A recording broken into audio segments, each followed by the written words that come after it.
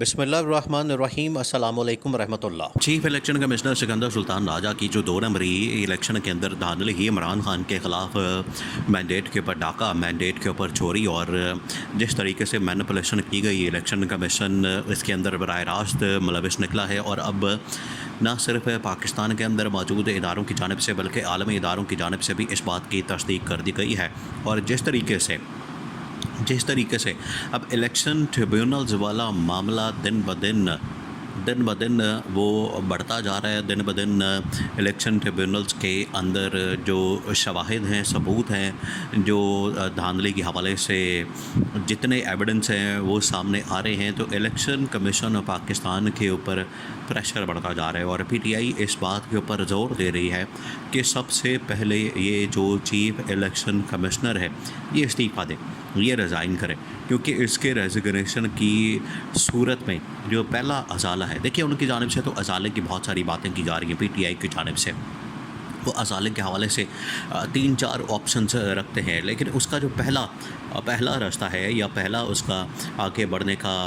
Option ہے، way forward ہے، وہ ہے کہ آپ فوری طور پر چیف الیکشن کمشنر ریزائن کریں، چیف الیکشن کمشنر گھر جائے، اس کے بعد جو ہے باقی پھر راستے کیے جا سکتے ہیں۔ ایک نیا چیف الیکشن کمشنر آئے، وہ آ کے یا تو مینڈیٹ واپس کرے یا پھر نئے انتخابات کا اعلان کرے۔ اب یہ بہت اہم ترین معاملہ بن چکا ہے۔ اس کی وجہ یہ ہے کہ پاکستان کے اندر 8 فروری کے انتخابات کو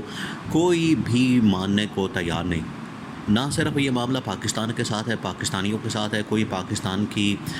پبلک، پاکستان کی عوام، پاکستان کا ادارہ، پاکستان کے لوگ نہ صرف یہ ماننے کو تیار ہیں، یہ لوگ بھی ماننے کو تیار نہیں ہیں پاکستان کے، بلکہ عالمی سطح کے اوپر عالمی ادارے، ممالک، سربراہان، وہ بھی پاکستان کے 8 فروری 2024 کے الیکشن کو ماننے کو تیار نہیں اور اس حکومت کو، جعلی وزیراعظم کو، جعلی حکومت کو ماننے کو تیار نہیں ہیں، اور یہ واضح طور پر نظر آتا ہے۔ دیکھیں جو عالمی معاملات ہیں اس کے اندر جب شہباز شریف جاتا ہے یا جنرل عاصم جاتے ہیں تو وہ کھل کر تو اظہار نہیں کرتے، کھل کر ان کی جانب سے اظہار نہیں کیا جاتا، کیونکہ ان کا وہ ڈومین نہیں۔ جو عالمی ممالک، سربراہان، جتنے عالمی ادارے ہیں،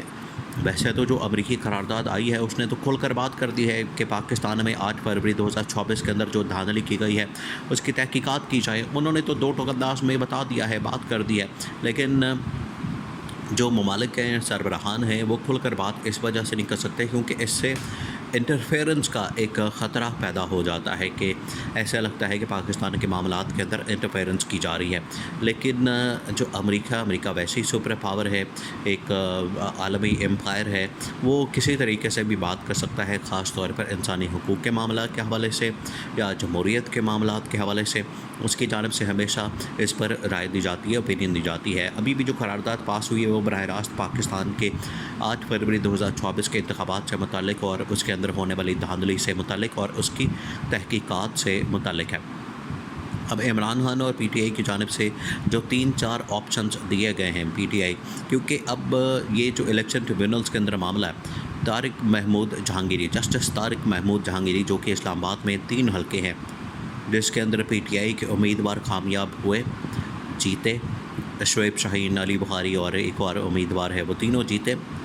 اور لیکن وہاں پر کیا ہوا کہ الیکشن کمیشن آف پاکستان نے پی ٹی آئی کو ہروا دیا اور نون لیگ والوں کو جتوا دیا۔ اب یہ معاملہ گیا ہے وہاں پر الیکشن ٹریبیونلز کے اندر جہاں پر جسٹس طارق محمود جہانگیری، اب جسٹس طارق محمود جہانگیری نے جب ان سے فارم 45 مانگے، پہلے اس کو ہٹا دیا گیا، اب اسلام آباد ہائی کورٹ نے جسٹس طارق محمود جہانگیری کو ریسٹور کیا کہ آپ ٹریبیونل چلائیں۔ اب کیا کیا جا رہا ہے کہ اب جسٹس طارق محمود جہانگیری کے اوپر کیمپین ہو رہی ہے، پروپیگنڈا ہو رہا ہے، کہہ رہے ہیں کہ اس کی ڈگری جعلی ہے، وہ جعلی جج ہے، وہ جج ہی جعلی ہے، وہ یہاں تک پہنچ کیسے گیا، وہ اس کے پاس تو ڈگریاں ہی نہیں ہیں، وہ تو پڑھا ہی نہیں ہوا، اور اس کے اوپر لوگ میمیں بنا رہے ہیں، میم بنائی جا رہی ہیں کہ پتہ نہیں اس کا سرٹیفکیٹ، پہلے تو کہہ رہے ہیں ڈگریاں اس کے پاس جعلی ہے، وہ کہہ رہے ہیں کہ پتہ نہیں اس کا جو برتھ سرٹیفکیٹ ہے وہ بھی تو جعلی نہیں ہے، کہ وہ پیدا ہی نہیں ہوا۔ اس طرح کی لوگ مذاق اڑا رہے ہیں کیونکہ یہ نظام کا مذاق ہے، کھلواڑ کیا جاتا ہے اس کے ساتھ۔ یہاں پر یہ جو لوگ باتیں کرتے ہیں، یہ جو لوگ ان کی جانب سے کہانیاں سنائی جاتی ہیں، جس طریقے سے کیمپین کرتے ہیں، جس طریقے سے یہ ایک شخصیت کے خلاف، ایک پارٹی کے خلاف، ایک جماعت کے خلاف کیمپین کرتے ہیں، اسے تو مذاق اڑایا جاتا ہے۔ یہ صرف پاکستان کے اندر مذاق نہیں اڑایا جاتا، یہ پوری دنیا کے اندر پاکستان کا مذاق اڑایا جاتا ہے، پاکستان کے نظام کا مذاق اڑایا جاتا ہے، پاکستان کے سسٹم کا مذاق اڑایا جاتا ہے کہ یہاں پر کس قسم کا سسٹم ہے، نظام ہے اور کس قسم کے معاملات ہیں۔ اب عمران خان اور پی ٹی آئی نے تو دو انداز میں جو 3-4 آپشنز رکھی ہیں الیکشن کمیشن پاکستان کے سامنے، اس میں پہلی آپشن یہ ہے کہ چیف الیکشن کمشنر فوری طور پر ریزائن کرے، اور ریزگنیشن کی صورت میں اس چیز کا اعتراف ہوگا، اس چیز کی ایکسیپٹنس ہوگی، اور یہ جو ڈیمانڈ ہے ریزگنیشن کی، یہ صرف اس کی جانب سے نہیں کی گئی، عمران خان کی جانب سے نہیں کی گئی، یہ پی ٹی آئی کی جانب سے نہیں کی گئی، بلکہ یہ ڈیمانڈ جو ہے، یہ ڈیمانڈ کی گئی ہے مولانا فضل الرحمان کی جانب سے بھی، جمعیت علماء اسلام کی جانب سے بھی، اور ایون کہ جو بلوچستان کی جماعتیں ہیں،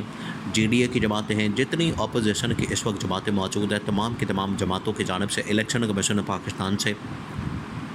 تحقیقات کی ڈیمانڈ کی گئی ہے، اور اوپر سے چیف الیکشن کمشنر کا استعفیٰ مانگا گیا ہے۔ اب دو آگے چیزیں راستے بنتے ہیں، ایک تو یہ کہ اگر چیف الیکشن کمشنر ریزائن کرتا ہے تو ریزگنیشن کی شکل میں نیا چیف الیکشن کمشنر تعینات کیا جائے، نیا چیف الیکشن کمشنر لایا جائے، اور اس کے آنے کے ساتھ یہ ملک بھر میں نئے انتخابات کا اعلان کر دیا جائے، کیونکہ اب نہ صرف پنجاب کے اندر جو اس وقت الیکشن ٹریبیونلز کے حوالے سے معاملات ہیں وہ بہت زیادہ کانٹروورشل ہو چکے ہیں، متنازع ہو چکے ہیں، جس طریقے سے